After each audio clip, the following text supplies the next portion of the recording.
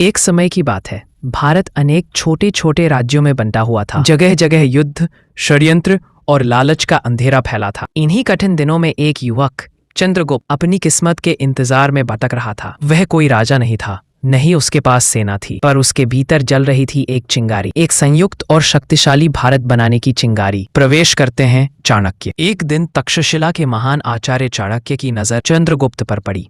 उन्होंने महसूस किया कि इस युवक में कुछ खास है, हिम्मत, बुद्धि और अडिग साहस। चाणक्य ने चंद्रगुप्त से कहा, यदि तुम में इच्छा है तो मैं तुम्हें इतिहास बदलना सिखाऊंगा। और फिर शुरू हुई भारत की सबसे महान गुरु शिष्य की यात्रा, नंद वंश से टक्कर। मगध का क्रूर राजा धनानंद अपनी शक्ति के घमंड में डूबा था। चंद्रगुप्त और चाणक्य ने तय किया कि वे जनता के दुखों को खत्म करेंगे। दिन महीनों में और महीने वर्षों में बदले, रणनीतियां बनी, सेना तैयार हुई और फिर शुरू हुआ युद्ध, एक अत्याचारी राजा और एक जननायक के बीच। अंततः भयंकर संघर्षों के बाद चंद्रगुप्त ने मगध पर विजय प्राप्त की और यहीं से जन्म हुआ मौर्य साम्राज्य का। भारत का पहला विशाल साम्राज्य। चंद्रगुप्त ने अपने साम्राज्य को इतना मजबूत बनाया कि यूनानी सेनापति सेल्यूकस तक को संधि करनी पड़ी। भारत पहली बार एक विशाल साम्राज्य बना, हिमालय से समुद्र तक, पश्चिम से पूर्व तक, सिर्फ एक शासक की छत्रछाया में, बिंदुसार और फिर महान अशोक। चंद्रगुप्त के बाद उसके पुत्र बिंदुसार ने राज्य संभाला